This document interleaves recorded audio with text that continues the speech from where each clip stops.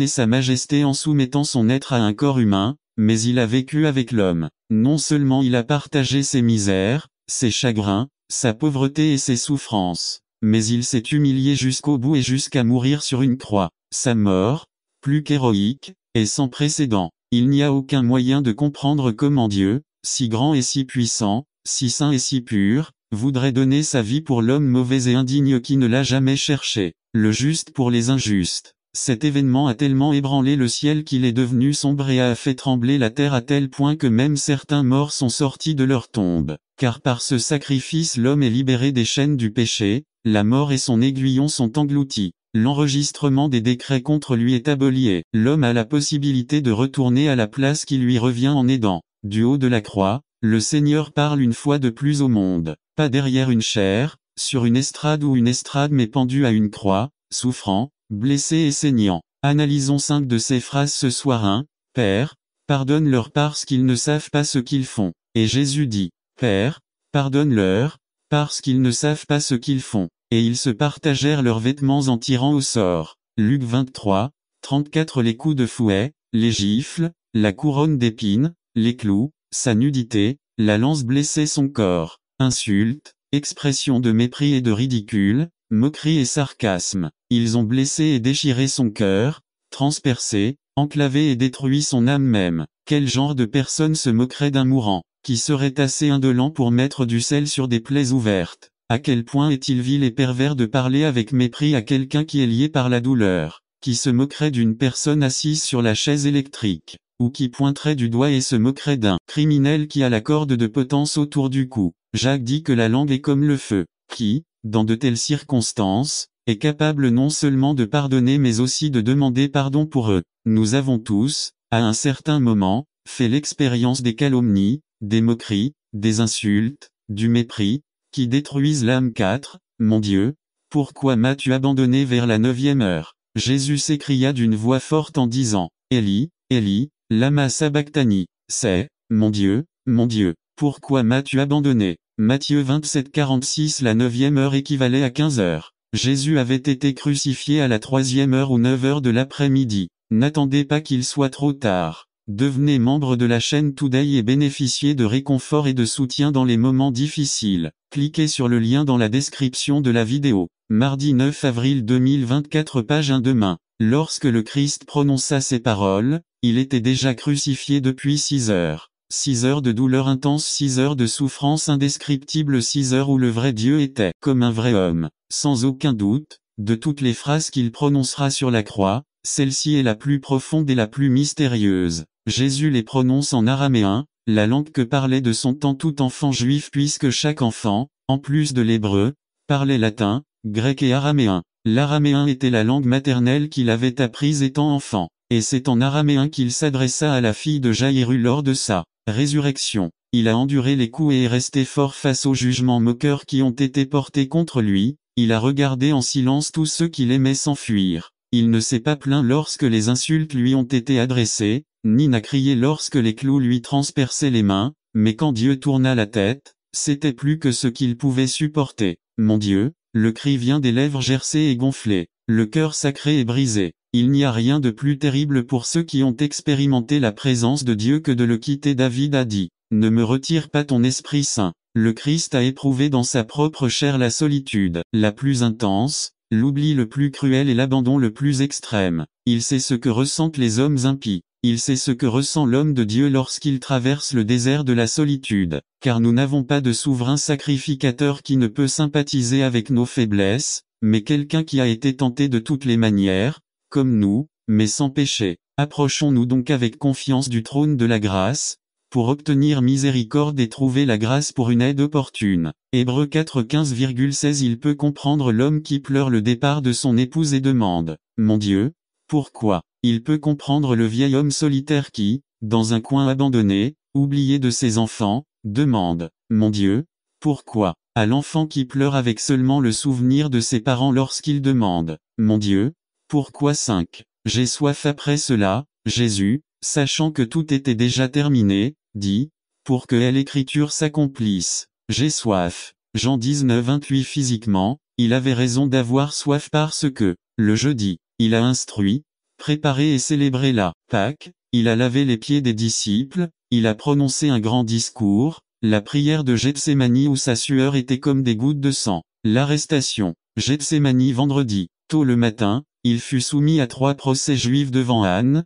Caïphe et le Sanhédrin. Il fut soumis à 3 procès romains devant Pilate, Hérode et retour devant Pilate. Ils lui ont craché dessus, ils l'ont giflé et frappé, ils l'ont fouetté, ils lui ont enfoncé la couronne d'épines, ils l'ont frappé à la tête, il a dû porter sa croix, ils l'ont déshabillé, il a été crucifié. Une lance a été transpercée à travers son côté. Ma force est desséchée comme un tesson, et ma langue est collée à mon palais, et tu m'as mis dans la poussière de la mort. Psaume 22:15. Il a été fouetté. Selon la coutume romaine, la victime, les mains liées, était attachée à un poteau et y était fouettée. Le fouet était fait d'un long morceau de cuir avec des morceaux d'os pointus et du plomb, du fer ou du cuivre. Parfois, les dommages causés au corps étaient tels que des veines et des artères profondes, des os, parfois même des entrailles et des organes internes, étaient exposés. De nombreux condamnés sont morts sous le fouet. D'autres ont perdu connaissance et se sont évanouis. La chair déchirée et la perte de sang provoquèrent une fièvre délirante et une soif incontrôlable chez la victime. À la crucifixion, c'était le tourment le plus douloureux et le plus humiliant de tous à cette époque.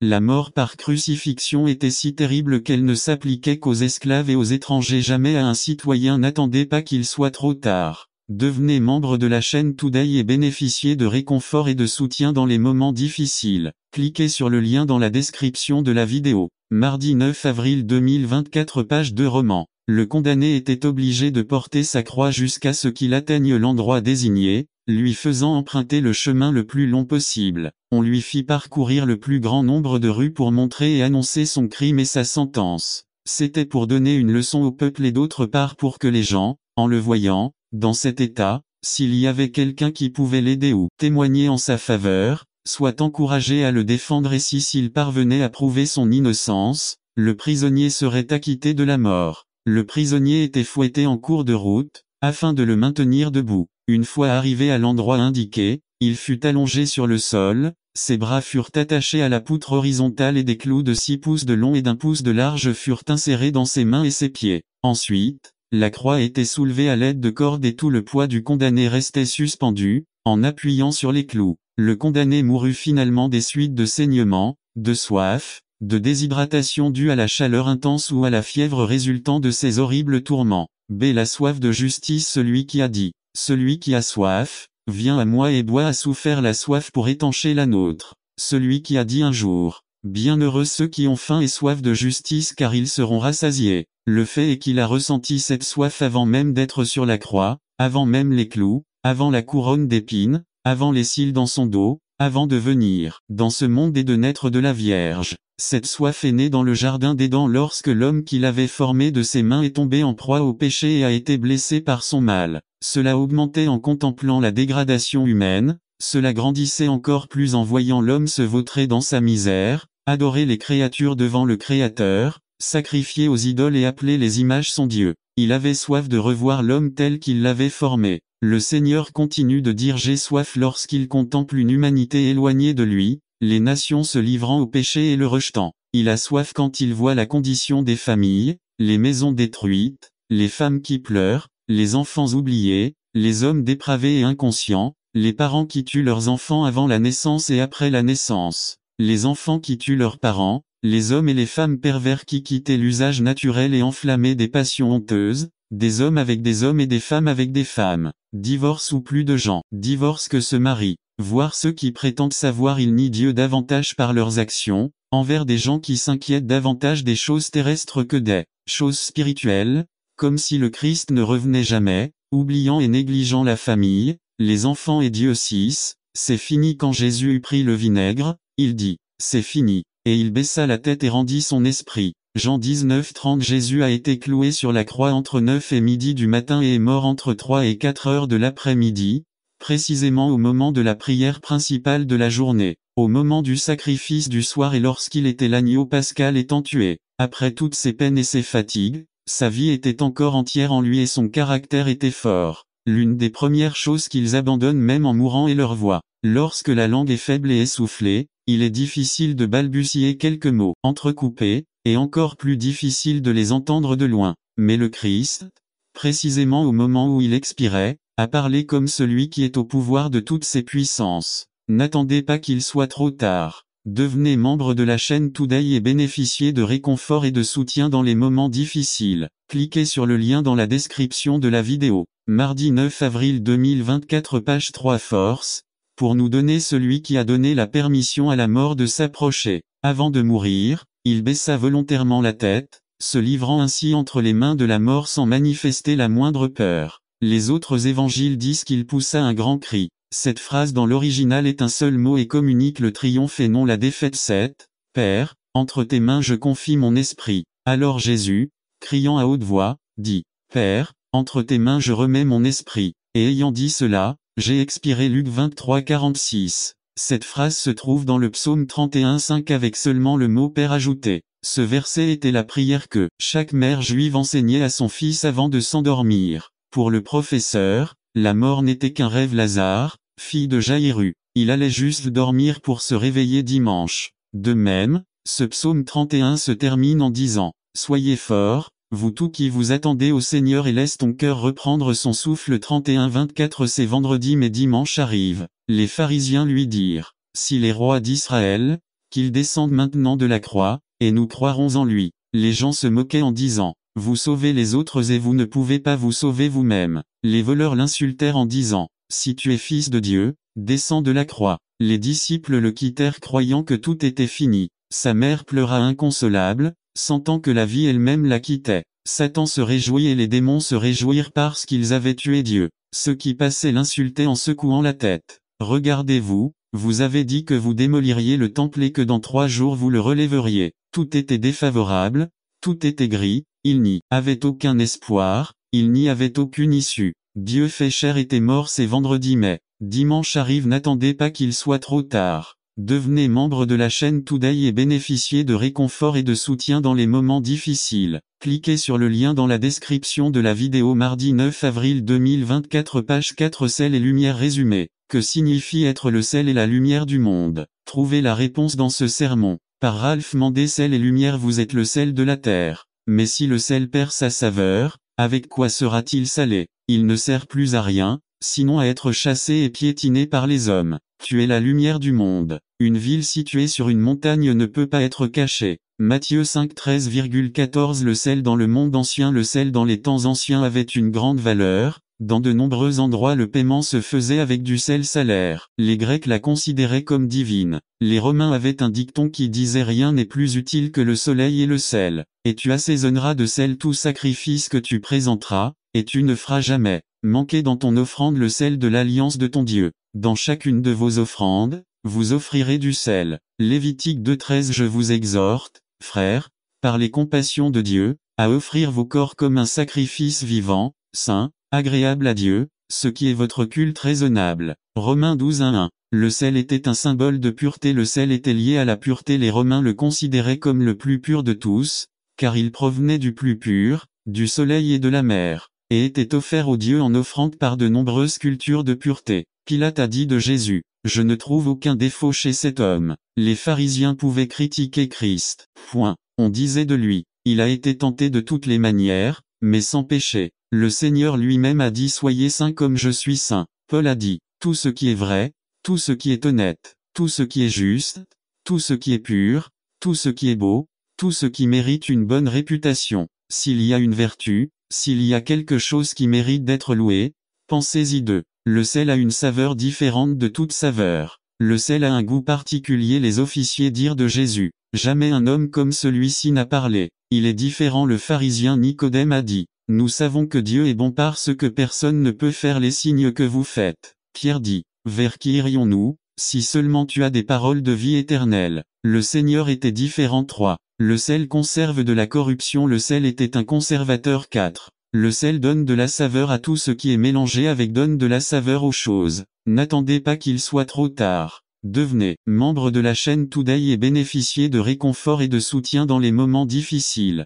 Cliquez sur le lien dans la description de la vidéo. Mardi 9 avril 2024 page 1 Des disciples ils dirent, vous êtes à lui parce que son discours vous dénonce. 5. Le sel donne soif. Le sel provoque la soif. Ces hommes étaient tellement attirés par Jésus qu'ils voulaient le voir piller. Certains Grecs 6. La lumière illumine. Les rabbins étaient appelés la lampe d'Israël. Ta parole est une lampe à mes pieds et une lumière sur mon chemin. Psaume 119 105 7. La lumière guidante. La lumière d'une étoile a guidé les mages depuis le blessé jusqu'à Jésus. Conclusion. Il existe 4 sortes de chrétiens, qui sont à sel et lumière. Ils vivent en chrétiens, annoncent et montrent le chemin aux gens. Ils sortent mais ils ne s'allument pas. Ils vivent en chrétiens mais n'évangélisent pas. Ils brillent mais ce ne sont pas du sel. Ils parlent aux gens mais ne vivent pas en chrétiens. Ils ne sont ni sel ni lumière. Lequel es-tu? N'attendez pas qu'il soit trop tard. Devenez membre de la chaîne Today et bénéficiez de réconfort et de soutien dans les moments difficiles. Cliquez sur le lien dans la description de la vidéo.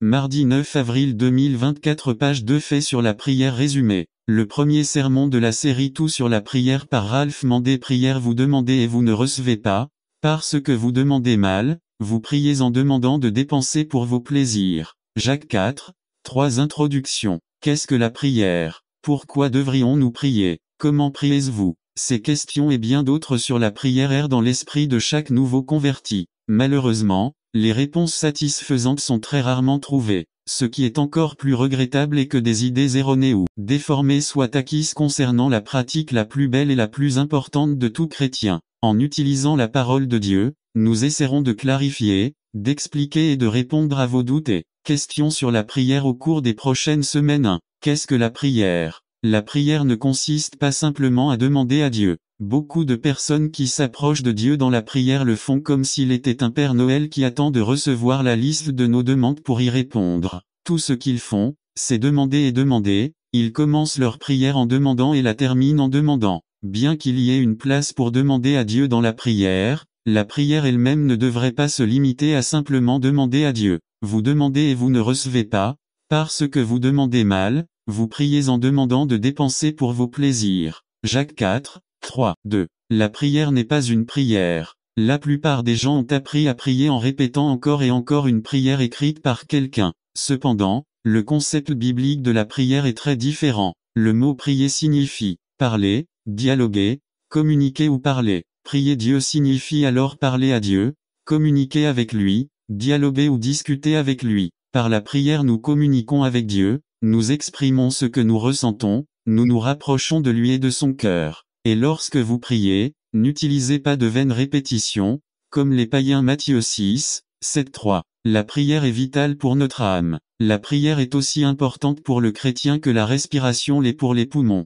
Il ne semble donc pas nécessaire d'inciter les chrétiens à prier, pas plus qu'il n'est nécessaire de rappeler à quelqu'un de respirer. Si les poumons de notre âme ne sont pas constamment purifiés par les airs célestes que seule la prière nous apporte et qu'ils ne reçoivent au contraire que les influences nauséabondes et putrides de l'atmosphère mondaine, nous serons bientôt la proie d'une tuberculose spirituelle qui affaiblirait progressivement nos forces et finirait par rendre notre survie spirituelle impossible. 4. La prière est une tâche laborieuse et difficile. La prière est une tâche et un travail spirituel, et notre chair, par nature, n'aime pas exiger un travail spirituel. Il est très difficile de prier et il y a beaucoup de luttes pour le faire car c'est très difficile. N'attendez pas qu'il soit trop tard. Devenez membre de la chaîne Today et bénéficiez de réconfort et de soutien dans les moments difficiles. Cliquez sur le lien dans la description de la vidéo. Mardi 9 avril 2024, page 1 qui s'obtient par la prière. Prier est un véritable combat parce que l'ennemi de nos âmes connaît la puissance et la victoire spirituelle qui peuvent être obtenues grâce à elle.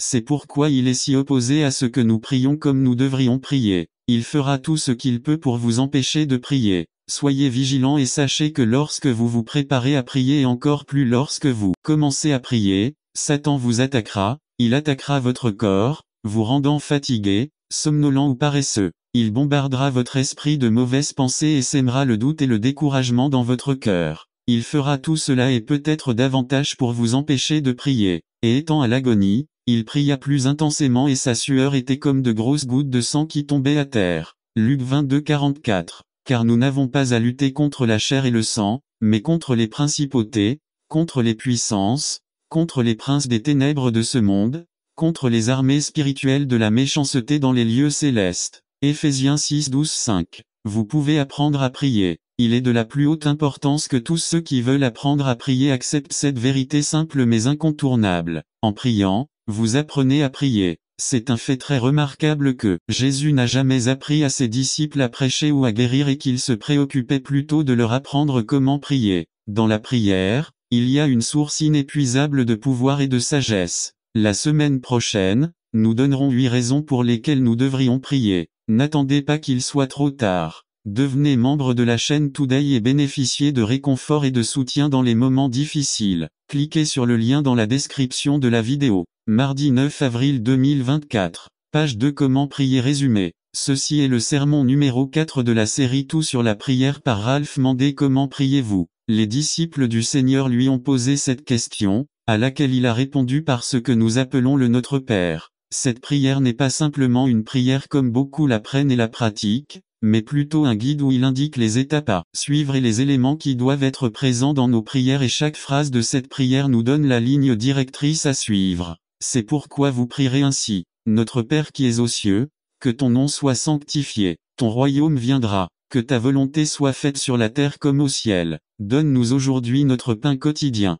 et remets-nous nos dettes, comme nous remettons aussi nos débiteurs. Et ne nous soumets pas à la tentation, mais délivre-nous du mal, car à toi appartiennent le royaume, la puissance et la gloire, pour toujours. Amen. Matthieu 6, 9 à 13. Notre Père. Dieu a créé les animaux, la végétation et les êtres humains. Contrairement à ce que beaucoup pensent, l'homme n'est qu'une créature de Dieu. Ce n'est que lorsque l'homme reçoit la parole de Dieu, croit en Jésus, se repent et est baptisé au nom de Jésus, qu'il passe du statut de simple créature de Dieu à celui d'enfant de Dieu. Avant de rencontrer le Seigneur, vous et moi, n'étions que ces créatures. Maintenant que nous avons reçu sa parole et cru en lui, aujourd'hui que nous nous sommes repentis et lui avons donné notre vie, depuis le jour où nous avons été baptisés en son nom, en plus d'être ses créatures, maintenant, nous sommes enfants de Dieu. En résumé, si vous avez cru à la parole de Dieu, vous êtes repentis et avez été baptisés en son nom, je vous félicite. Eh bien,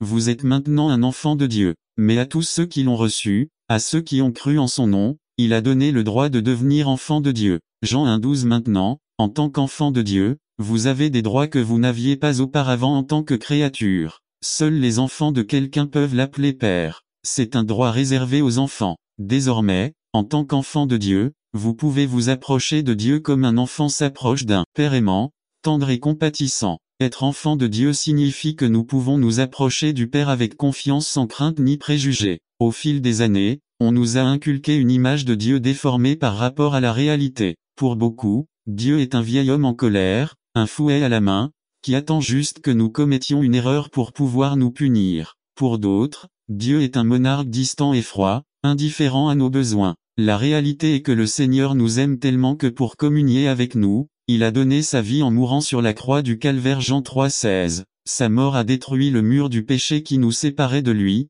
et maintenant il est notre Père, et en tant que tel, il nous écoute, prend soin de nous et nous répond. Lorsque vous priez, rappelez-vous que Dieu est votre Père, il vous aime et veut vous écouter et vous répondre. N'attendez pas qu'il soit trop tard. Devenez membre de la chaîne Today et bénéficiez de réconfort et de soutien dans les moments difficiles. Cliquez sur le lien dans la description de la vidéo. Mardi 9 avril 2024. Page 1. Si vous, étant méchant, savez donner de bons cadeaux à vos enfants, combien plus votre Père qui est aux cieux donnera-t-il de bonnes choses à ceux qui les lui demandent. Luc 11,13. 2. Vous êtes au ciel. Dieu a son trône au ciel. Il règne et a toute autorité pour faire ce qu'il veut. Cela nous dit que parce que Dieu est tendre et compatissant envers nous, il ne cesse pas d'être puissant et ne perd pas non plus son autorité. Il est notre Père aimant et il est Dieu tout-puissant. Approchez-vous donc de Dieu avec confiance et sans crainte.